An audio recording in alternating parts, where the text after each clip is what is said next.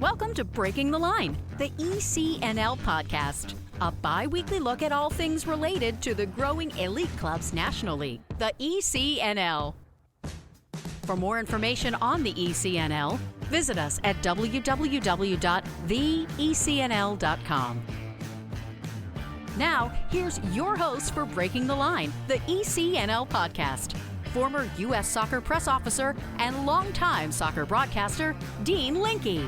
I am Dean Linke, proud to host Breaking the Line, the ECNL podcast, and proud to have great guests that are good enough that they can actually introduce themselves and set the table for today's show. This is Ralph Richards, ECNL Girls Commissioner. And this is Jason Kutney, ECNL Boys Commissioner. Ralph and I preview the February 7 and 8 ECNL Coaching Symposium in Las Vegas. Yes, we have great guests, great speakers, but more importantly, it's time for all of us to collaborate, unite, and work together for an even better future for the ECNL. And Jason, we all know we can't do these incredible events without great people like our ECNL events manager, Blayne Fink. And this is Blayne Fink. Can't wait to see all of you next week at the ECNL Coaching Symposium. Hope all of you enjoyed this week's edition of Breaking the Line. And Blayne, this week's edition of Breaking the Line starts after this message from the ECNL. As the game continues to evolve in the United States, the ECNL remains the standard of excellence in youth soccer. The Elite Clubs National League has grown to include over 200 clubs and nearly 50,000 players across the country, with a robust competition platform for teams, educational resources for coaches and clubs, and unparalleled identification and development opportunities for players. Alongside its member clubs, collaborating to create a better future, the ECNL continues to raise the game every day. The ECNL is more than a league. Welcome back to Breaking the Line, the ECNL Podcast. Once again, here's Dean. Welcome back to the ECNL podcast, where I just told you in the open that next week, February 7th and 8th in Las Vegas, it'll be the ECNL Coaching Symposium. The educational event will feature experts from around the world and from some of the game's biggest professional clubs, including Luke Hobbs, the Arsenal head of academy coaching, and Kerry Bowley, former Rangers FC first team coach and City Football Group head of coaching support. Presentations will cover technical and tactical principles, leadership and personal development, team and individual psychology, injury prevention, and periodization, and so much more. The event will also provide those in attendance a collaborative environment to share ideas, best practices, and tools to continue to innovate and push the game forward. And here to talk about next week's ECNL Coaching Symposium, we have the ECNL Girls Commissioner, Ralph Richards, and the ECNL Boys Commissioner, Jason Kutney. Hello, Ralph. Hey, Dean, how you doing? And thanks for having me on the show. Doing great. Love having you on the show. And hello, Jason. Dean, always a pleasure to be here with you, even if it has to be with Ralph.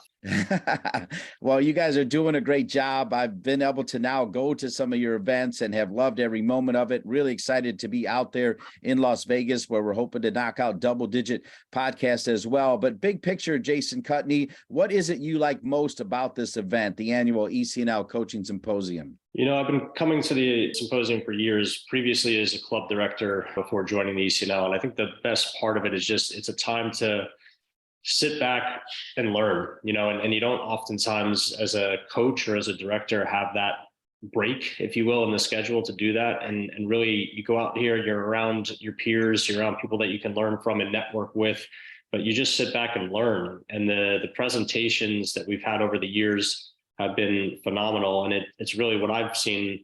The group has always brought in some people that make your brain twist in a different way. To me, that's been the most impactful, is just learning from people like Doug Lemov a few years ago, which was a high impact for me to just learn in a new way of how to teach. But I think everyone has, because of the breadth of presentations that we have, the different topics covered, everyone has an ability to learn something different and something unique and bring that back to their clubs. Ralph, you may have known, because I don't know the timeline, that you were eventually going to be the ECNL Girls Commissioner when the coaching symposium was held the last time, but now you're going officially as the ECNL Girls Commissioner. I'm going to assume, as one of the top coaches at St. Louis, Scott Gallagher, that you've been to the coaches symposium for ECNL as a coach. Now you're going as the Girls Commissioner. How does that change for you? How does that add to the excitement level, sir? I think it's just as exciting, Dean. I mean, As a coach and as a director, I echo everything that Jason says. When we've got professionals talking on topics of health, wellness, leadership, technical, tactical development, I mean, it's going to be unbelievable for the coaches to be in that room and listen and learn, and at the same time, share ideas. This time, going as the ECNL Girls Commissioner, it brings just the same excitement. I'm probably going to be sitting in the same room, listening and learning and continuing my own personal development, but at the same time, sharing conversations with coaches and directors from across the country, both club level, regionally level, boys and girls, and just hearing kind of their stories and how we can help and how we can best serve them. So I'm excited. Jason's probably going to tell me, no, I'm not going to be that excited at the end of it. But right now, I am excited. It's great that Ralph has he's entering into it in the way he should, with the mindset that he should. He will learn very quickly that his time will be pulled in many different directions at the event, but in a good way. It's always in a good way. I feel like my hair in 2 years' time on the same podcast is going to be a lot grayer. I don't think so, Ralph. You're like Benjamin Button. You're getting younger every day for sure. And, I do think about it. We're going to talk about the speakers, but one of my takeaways from being there last year was, and I've been involved in different things here and there. And, we bring people together and then they say, hey, we're going to pull off into a group. And then you kind of normally you would see like sunken faces and rolling eyes. I honestly didn't see that. Like when they said, hey, you're going to do some breakout sessions, you're going to get together, I actually saw unbridled enthusiasm, which I think told me a lot about what the ECNL is all about. Can you talk about that, Jason? Well, it's interesting because years ago when I started on the board for ECNL Boys, I didn't know what to expect when it came to those things either, right? You generally have an expectation in your head, but you go into it in some ways blind because you don't know how everyone's going to react to that moment of time where they can all kind of separate and discuss. But I think what works well at the symposium is that each one of these presenters has been very engaging over the years, and they're engaging with the crowd in the sense that they're helping that crowd do that preemptively before we get to our AGM and start meeting on topics that are important to the league. So everyone is kind of fueled and ready to go when it comes time for our AGM, based on the presentations that are there before them. So, I saw some really engaging opportunities a few years ago when Todd Bean was presenting, where the crowd really kind of worked together and formed different groups and silos were being broken down. By the time we then got to the AGM and it came to the more club-centric discussions, everyone was already in there, right? Everyone was into the mode of how do we bring more to this league? How do we help shape this league even further beyond where it's at right now? And what we've seen with the ECNL over the years is the league makes a lot of sense for everyone that's in it because everyone wants to make the league make sense, right? And youth soccer has a way of sometimes in this country of not making sense, but we've seen that these directors want to pull in the same direction, and that's the great opportunity to do so. But I have to tip the hat to the presenters because I really give them credit for bringing that energy. I think when we as club directors, or we sit in that room, we go there for the very first session, we want to be enlightened. And I feel like as the presenters kind of go through their presentations and their topics, the crowd gets enlightened. They really do. And there's many times that we're constantly in our own bubbles, in our own communities, in our own networks, be it in our conferences or in our cities. And I think when you start to sit in that room, or when you sit in that room and you start to hear some of the information and some of the thoughts and the ideas shared from the other side of the country, it kind of makes you think and take that back to your own club and go, I never thought of it like that. That's kind of nice to hear. And so to Jason's points, it really does bring a collaborative effect inside the group, or a collective effect as well, that people are all in it for the same reason. And that reason is want to be a part of the ECNL, want to make the league better. How can we do so? I like these ideas. I'm going to try it back at home. I'm a big believer in short summaries. So before we go to break and come back and talk about some of the speakers, we'll start with you, Jason Kutney. If you only had just two sentences to describe what the coaches will take away from the ECNL Coaching Symposium next week, how would you do that? And then I'll have Ralph follow it up. First and foremost, it's a time to reflect on what you are doing within your own coaching life and what your club is doing, and seeing if that meshes with what others are doing at a very high level. And the second part I would say is you have to have the open-mindedness to sit back and learn. And if you have that, then you will take away a lot of things that you otherwise never thought you would take away. That's going to be hard to top, Ralph, but I'm going to give you a shot. It will be. The first one would be, we as coaches, directors should be open to new ideas. And we as coaches and directors should be confident to share ideas. Boom, goes the dynamite. We're going to take a break. We're off and rolling talking about the ECNL Coaches Symposium that'll take place next week in Las Vegas. We're with the ECNL Girls Commissioner, Ralph Richards, and the ECNL Boys Commissioner, Jason Kutney. More Ralph, more Jason after these messages. The ECNL is pleased to announce Quick Goal as the official goal provider and partner for ECNL Girls and ECNL Boys, a new partnership created to support the growth and development of the country's top players, clubs, and coaches. At all national events, including national playoffs and national finals, the Quick Goal Coaches Corner will provide hospitality and social space for ECNL Girls, ECNL Boys, and collegiate coaches. Quick Goal will also be the presenting sponsor of the National Championship winning ECNL Girls and ECNL Boys Coaches of the Year and the ECNL Girls and ECNL Boys Goals of the Year. Quick Goal looks forward to helping the ECNL continue to elevate the standards of youth soccer and provide more opportunities to players on and off the field in the coming years. Nike is a proud sponsor of ECNL Girls. Nothing can stop what we can do together to bring positive change to our communities. You can't stop sport because #you can't stop our voices. Follow Nike on Instagram, Facebook, and Twitter.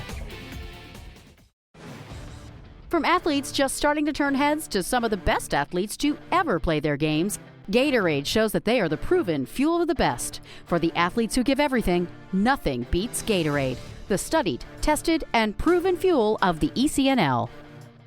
Welcome back to Breaking the Line, the ECNL podcast, where we're so pleased to be joined by Ralph Richards, the ECNL Girls Commissioner, and Jason Kutney, the ECNL Boys Commissioner. We're talking about next week's ECNL Coaching Symposium taking place February 7th and 8th in Las Vegas. And I wanted to give you guys a chance to talk a little bit about some of the speakers. Perhaps you don't know everything about them, but we'll start with some of the big draws. I mean, they're all big draws in my opinion. The names are incredible. Luke Hobbs, the Arsenal head of academy coaching, and Carrie Bowley, former Rangers FC first team coach and City Football Group head of coaching support. Can you two gentlemen talk about those two? I'll start with Luke. I think for me personally, it's very interesting. Luke has worked in that U9 to U12 age group for years at a very high level. To me, that's what's very interesting. I also coach in those age ranges. I have for many years now. I'm coaching one of my oldest daughters in that age range now at the very young end of it. But it's very interesting to me to learn how to address high-level soccer concepts with young players, right? Because they don't have an understanding of the nuances of the game. They don't necessarily have the glossary of terms that we all just know from being around the game forever. So coaching at that level is very humbling experience. It's certainly one that makes you think in a different way. And so I'm very interested to hear his takeaways from doing so at a high level academy. Obviously, it's not always going to translate, but a lot of what he will bring to the table is stuff that I can bring back and pragmatically use in my own life. And so I think, selfishly, a key part of my day is going to be built around what he presents and how he does so, and trying to find some time on the side with him. Yeah, Jason, just to add on a little bit there from Luke, and obviously his experience working in the Arsenal Academy for so many years, 12 plus years, I believe now, and his relationships with Mertesacker and so many other people, it's exciting for me to know that he's going to be in the room. He's going to be talking about those development pathways between what a game looks like at, say, the U16 and older, and then how do you translate that and how do you transcribe that back to the little details that you want to take out of certain aspects to then that U14, U12 period, and then even younger down into the U9 and 12s. And the fact that he is doing that at one of the greatest academies and one of the hottest teams in the world right now, it's incredible. So I'm eager, as much as I'm not an Arsenal fan, I'm eager to learn from this guy. And Jason, how about a comment on Carrie Bowley, please? Well, look, as everyone knows, that we recently announced bringing Carrie on board with the ECNL is a huge step for us as a league in terms of leading that methodology side, which oftentimes I think a lot of times when you're working as a soccer club and you have the directors of coaching and the executive directors, what you don't oftentimes have is a director of methodology, right? And so how you develop and implement a methodology across a full club, whether that stretches from the young ones all the way to the oldest ages, whether that's even pro. Those are things that will force the club directors in the room to think about and to take back. But I believe the takeaway really is going to be how we build something with Kerry going forward from the ECNL's perspective, and how we help implement those things within clubs, or at least give them the guide rails that they can take these back to their clubs and build within. So I'm very excited. When Kerry first joined us a couple of years ago for the AGM and symposium, it was certainly an eye-opening experience for me just to hear from someone that's done it at such a high level at City Football Group.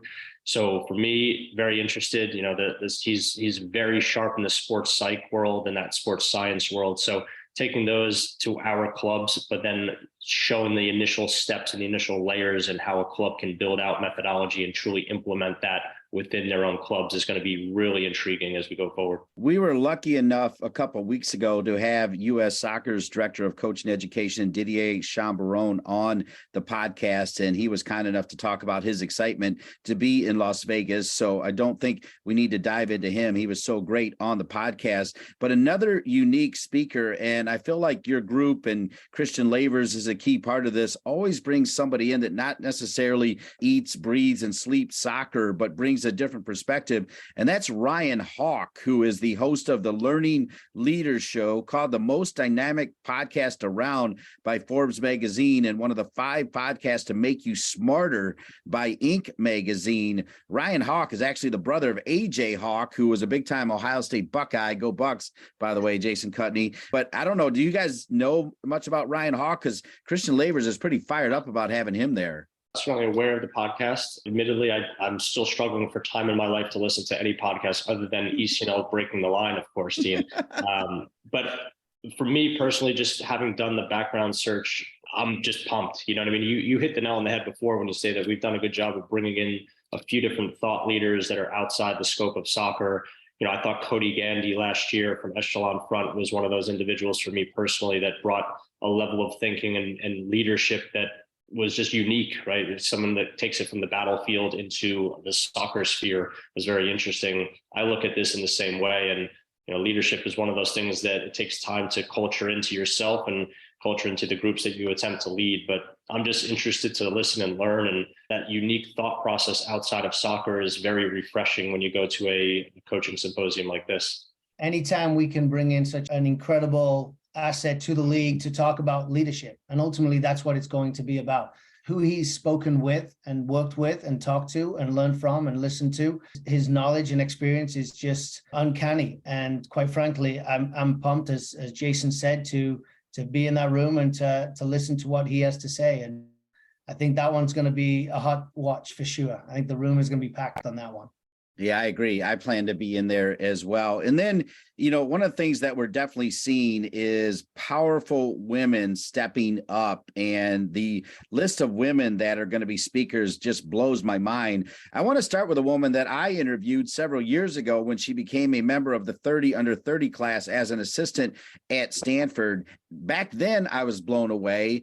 And my mom and dad have always told me that good things happen to good people. And Marguerite Awazasa is a very good person who did amazing work in her first season as the head coach at UCLA, pretty much wire to wire national champs. And I actually think she's overextending herself, but she tells me I'm here to help others. And she shows that every day. It's incredible that you guys got Marguerite Awazasa there as well. Ralph, I'll start with you on Marguerite. First of all, what an incredible job that she has done in such a short time and winning that national title. I mean, how amazing. Obviously, recently at the youth level done it, but that is such an achievement for a young coach going into what a high profile job that is. So hats off to her, hats off to the entire staff and the actual UCLA organization, team, girls, everyone involved. So great job there. But no, love that she's willing to come in and be a part of a very strong and experienced female panel. I'm very excited to listen to this panel, to see what they have to say. I mean, ultimately, the goal here is supporting women in coaching and attracting and keeping women in the club game as one, have them be leaders in the sport, and also to give, I think, a perspective on how we as club directors and clubs themselves can support females in the game. So I'm excited to be listening on that panel, and I'm so happy that Marguerite is going to be one of the panel speakers. And then, Jason, I like the message that Meg Nemser can share. She had great success at PDA. She had amazing success as a player and then a coach, then the associate head coach at Rutgers. She had so many universities trying to get her to join, but she's from Maryland. That was the job for her. And I think her message to particularly assistant coaches out there as well about putting in the work and then your time will come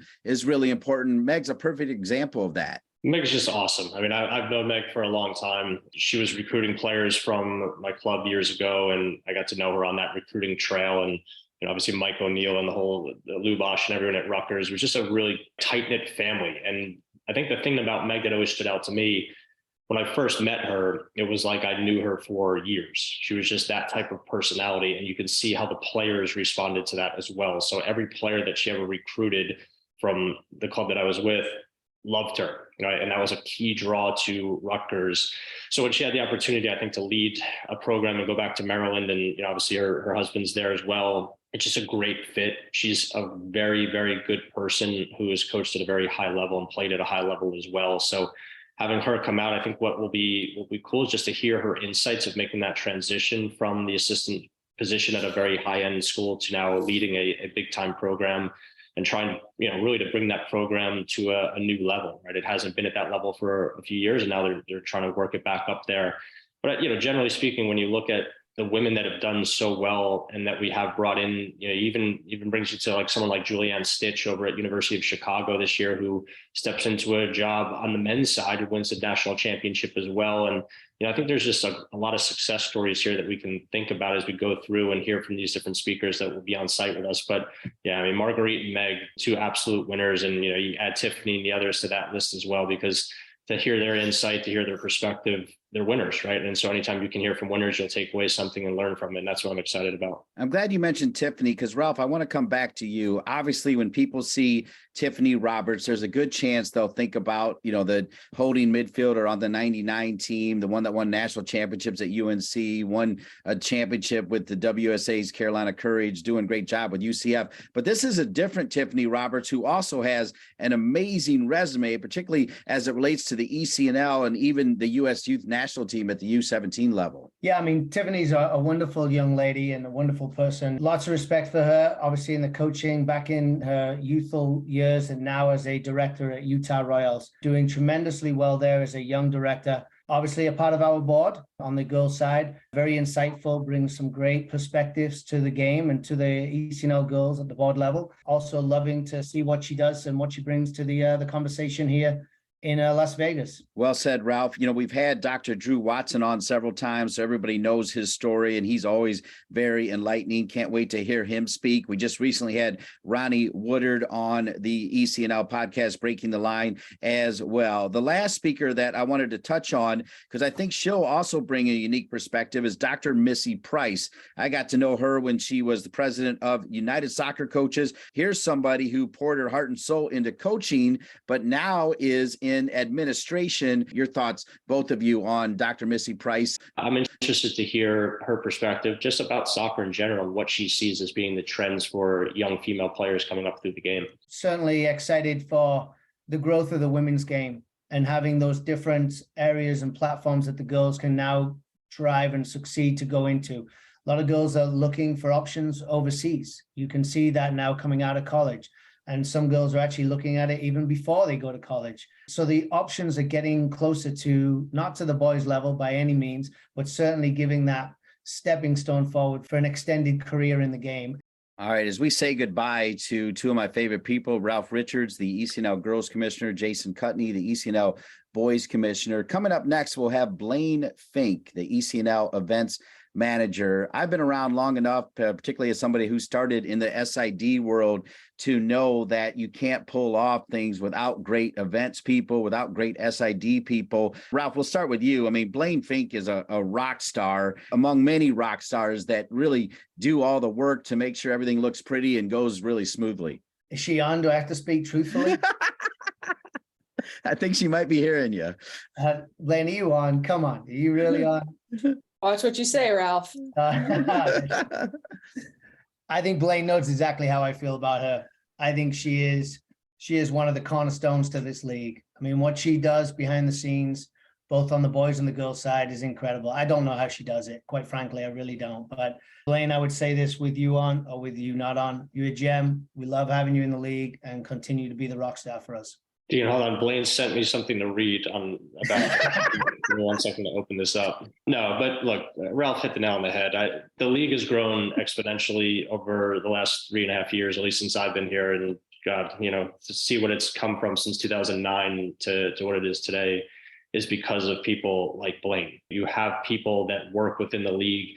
I look at Jen and I look at Kristen as people that have been anchors within this league for a long time. And the league is never going to reach the goals that it has for itself without people like that kind of pushing and propelling all the time. So, Blayne deserves all the credit that she gets and the credit that she certainly needs to get from all the clubs, because when you go to a national camp for ECNL, when you go to a national selection game, when you show up at an event and you see everything so buttoned up, and those are the comments that we continue to hear over and over and over again, how every little detail is taken care of. That's because of people like Blayne. So she deserves that credit. I don't know how she does it on the girls' side because it's such a mess, whereas the boys' side is such a well-oiled machine, right, Ralph? Is that how it's described? No, but smooth sailing, Jason, smooth sailing. It's great to have to Blayne. Just she deserves the credit. She doesn't get enough of it, but we're certainly indebted to her. And she is hanging out in the quote green room, and she is coming up next. You already heard her voice, and you can tell that everybody at the ECNL truly loves each other because you only kid with the people you love. I certainly have enjoyed this time and can't wait to see you guys in Las Vegas. And I'm not going to lie, as excited as I am to see both of you, I'm probably even more excited to see Blayne Fink, no offense, and we'll have Blayne Fink around the corner. It's Breaking the Line, the ECNL podcast. Thank you, Mr. Kutney. Thank you very much. Thank you, Mr. Richards. Thank you, Dean. Blayne Fink coming up next on The Bounce. ECNL Boys is partnering with Puma for the second year, driving sport forward with the leading products and the next generation of pros who wear them. Puma has proven themselves as the fastest sports brand in the world, the fastest innovation, the fastest players, and the fastest products in the game. They're the perfect partner to complement the speed and talent of our teams. In keeping with their mantra of forever faster, Puma introduces the world's fastest boot, the Ultra. The only boot engineered for speed, the Ultra combines a woven upper with a lightweight outsole for direct forward motion, speed, and acceleration. It's the best in the game, designed for the best players in the game. Soccer.com is proud to partner with the ECNL to support the continued development of soccer in the U.S. at the highest levels. We've been delivering quality soccer equipment and apparel to players, fans, and coaches since 1984. Living and breathing the beautiful game ourselves, our goal at Soccer.com is to inspire you to play better, cheer louder, and have more fun. Visit Soccer.com today to check out our unmatched selection of gear, expert advice, and stories of greatness at every level of the game. Welcome back to Breaking the Line, the ECNL podcast, where we are previewing next week ECNL Coaches Symposium in Las Vegas. As you just heard Ralph Richard, the ECNL Girls Commissioner, Jason Kutney, the ECNL Boys Commissioner, break it down, and then also segue into the fact that we're going to meet Blayne Fink now, the ECNL Events Manager. And clearly, Blayne, they love you. Everybody loves you.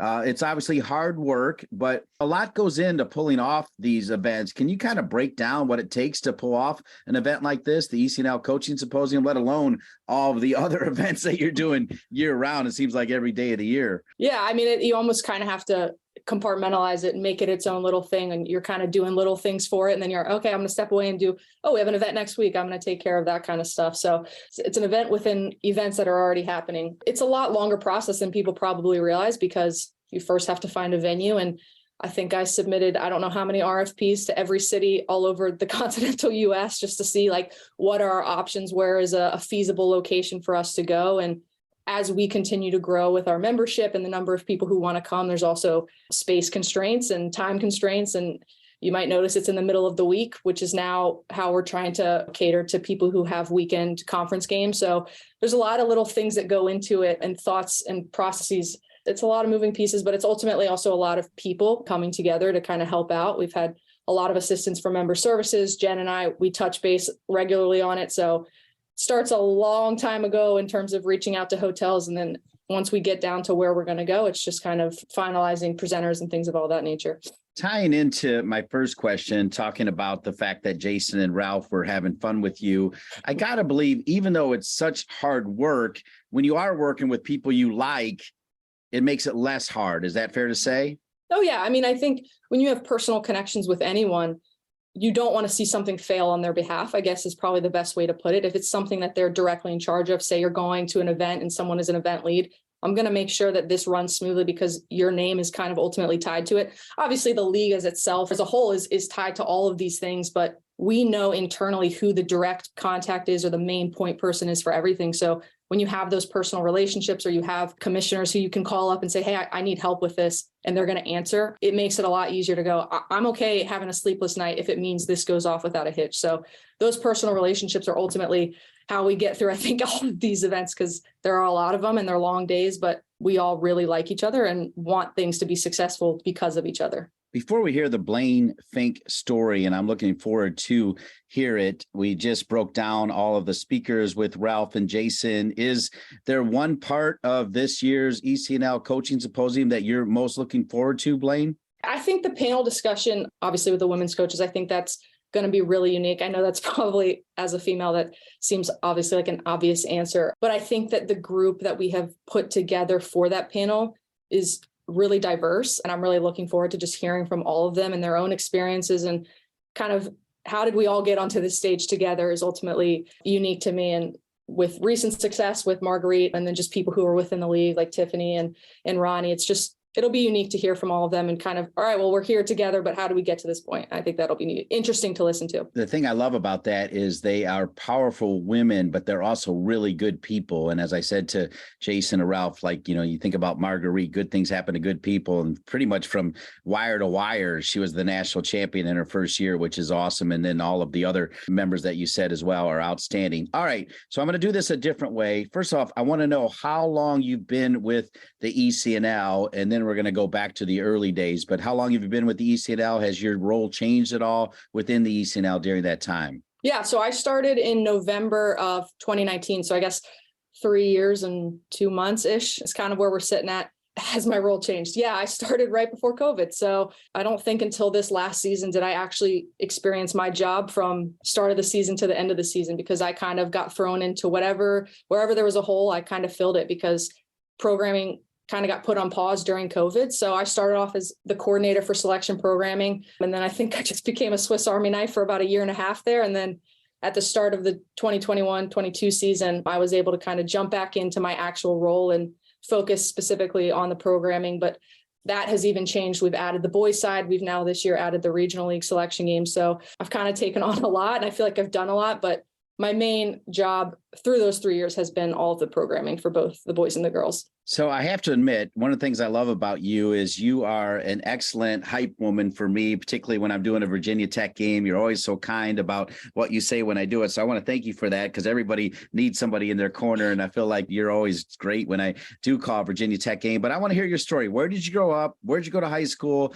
How long did you play soccer? Did you play soccer in college? And then what you did before you got to the ECNL. Take it away. Yeah, so I actually grew up in Richmond, Virginia, which is where the ECNL is based out of. Went to Cosby High School, and then, as you just mentioned, went to Virginia Tech to play soccer. And honestly, it worked out because I don't know if I would have gone into any other school. I was lucky enough to be able to do both, but I'm a Hokie until I die. I think that's probably one thing most people know about me, is that if you slice me open, it's going to pour out maroon and orange. So, I was really fortunate that I had the opportunity to play there. I mean, you can define play differently, but I was on the team at Virginia Tech, which was great. It was an experience that it made me a better person. I met my best friends there, and I still get to see all of the coaches at all of our events. So it's kind of a full circle moment. When I left Virginia Tech, I actually didn't leave. I just went to grad school at Virginia Tech and got my master's in communication and truly stepped away from soccer and from sports. I knew that I needed to do something different.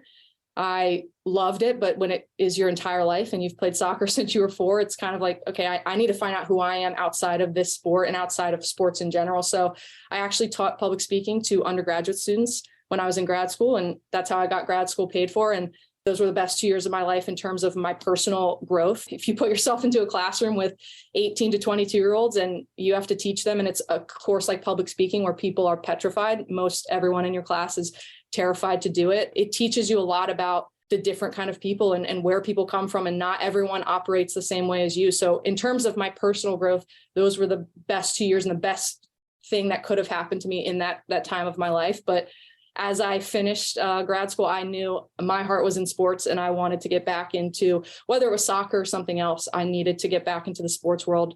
I was not going to be a teacher. I was not going to do any of that kind of stuff. And so I took the summer, I actually traveled to Australia. Pretty much my timeline was based on when my student loan started. And I was kind of like, okay, November is probably when I need to figure some things out. And so I was looking for jobs and stumbled on an opening with the ECNL, and they were located in Glen Allen, which is just on the other side of town from where I grew up. And it's like, okay, I can live at home and save some money, pay off student loans, and I can travel and work in a sport that I'm really familiar with. And it kind of was just let's do this for now. And here 3 years later, I still live at home, but that's kind of how I got here. Well, and to be fair, obviously this show was talking about the coaching symposium, but I had the great honor of being at a regional select event and then the national event and then calling the select games. And man, it was so cool for me because having been a broadcaster for almost 30 years, because I'm kind of an old fat guy, Blayne, but it was amazing to see legacy coaches and coaches coming up, coaches that were 30 under 30 members, and to be in the middle of it all, I was moved by it.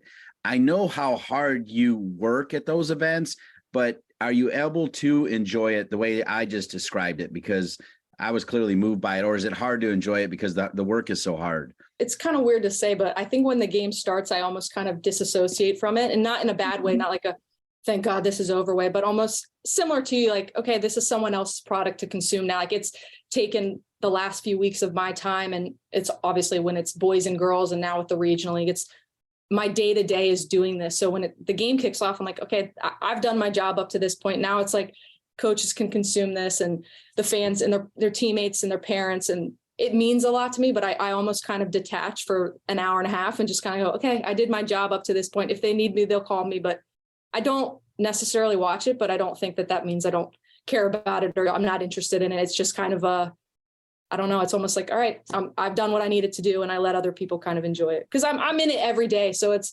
I see the people. I know when people are 15 minutes early to check in because they're all amped up. So like I get the energy from it, but I like to just kind of, okay, I've done my job. Well, yeah, everybody's got to find that Zen part as well. And that's how you've been able to do it. So I totally respect that. All right. I want to rapid fire with Blayne Fink because I find you fascinating, Blayne. So I'm going to start with asking you your favorite memory as a soccer player, youth or college, the greatest Blayne Fink memory as a soccer player. There's a lot. I think that says a lot. That's good. My freshman year of college, we went to the Final Four. And I think that's a really, to do it in Cary, North Carolina is pretty unique. We lost in the Final Four. It was probably one of the best games to watch. It was really enjoyable. We lost to Florida State. But to kind of look across and just see all these people that played other sports at Tech that were friends of your teammates, the stands were completely filled. To kind of look across and be like, this is women's soccer and people are consuming it and they're freaking loving it. And this is a great game too. You lose and you're kind of bummed out, but even watching the game back, like it was start to finish, it was electric. So I think that just obviously going to that, but the little things, you have the banquet before and then just kind of walking on the field and seeing that College Cup logo in the middle of Wake Med Park is really unique. And just kind of looking across and seeing Tech fans that you're like, don't you play baseball? Like, what are you doing here? And it's like, oh, they want to consume this and this is awesome for them. So I think that was super awesome. And then, in high school, you win a state championship. That's pretty awesome too. So I don't know where I don't think that ranks to the Final Four, but I don't know. A state championship, I think high school camaraderie. I think there's definitely a story to be told there. That's why I find you fascinating. All right. Your favorite women's soccer player. It can be US, it can be international, it can be when you were younger, it can be now. You're still young, but who is Blayne Fink's favorite women's soccer player? That's a good question. I think growing up, it was Hope Solo, and I'm not going to get into any of the things that have happened since she was playing, but I was a goalkeeper. So I kind of respected the way that she thought she was the best, and she went out there and acted like it. So I was really intrigued by the way that she carried herself. And I truly think she's one of the greatest, goalkeepers and probably goalkeepers of all time. Now, I think that I'm just really intrigued with this US team now and this kind of what I think is a transition phase. I'm really interested to see these young players and kind of the phasing out of maybe the old guard and the new guard. And I think that the delay of the Olympics kind of added an element to this team and kind of the way that the roster has been made up. But seeing like folks like Christy Mewis who are coming back into the fold a little bit later, getting to play with their sister Sam Mewis, I think that's awesome. Players like Sofia Huerta, who wasn't really in the pool, and now she's kind of a back line. She's a stalwart there. So I think it's this group as a whole. I'm really intrigued to see them kind of come together. I know that doesn't answer your question because I know that's not one person, but I just think that this U.S. group specifically, I'm interested to see and tuned into how they manage this upcoming World Cup and just the group that they're going to put together. Actually, I like the way you answered the question because you answered it like an analyst, and I love working with astute analysts. And I've told you before, and I'll say it again, I want to call a game with you sometime, Blayne. I doubt that's on your 100 bucket list to call a game with me, but if I could somehow sneak it into the top 100 and we can make that happen, I would be honored. Okay. You doubt me, Dean. You doubt me. You don't know what's on my list. I'll make time for you. All right. Blayne Fink, the ECNL events manager. You'll see her next week at the ECNL Coaches Symposium. She does an amazing job, really doesn't seek the limelight, deserves the limelight. She gets it today. And I can't wait to see you next week in Las Vegas, Blayne. Looking forward to it. Thanks for being on Breaking the Line, the ECNL podcast. Thank you, Dean. Thank you, Blayne. Also want to thank Jason Kutney and Ralph Richards. Always appreciate Christian Lavers, Jen Winigo, Doug Bracken, Andrea Wheeler, the entire crew at the ECNL. Just an amazing staff. Want to thank my producer, Colin Thrash. And of course, I want to thank all of you, the great members, players, coaches, staff, administrators, family of the ECNL. For all of them and each of you, I'm Dean Linke. I'll see you in Vegas, and we'll see you in 2 weeks for another edition of Breaking the Line, the ECNL podcast. Thanks for listening to Breaking the Line, the ECNL podcast. For more information on the ECNL, visit us at www.theecnl.com. And if you have a suggestion for the show or a great idea for a guest, please email us at info@theecnl.com. Breaking the Line, the ECNL podcast is an ECNL production. ECNL, more than a league.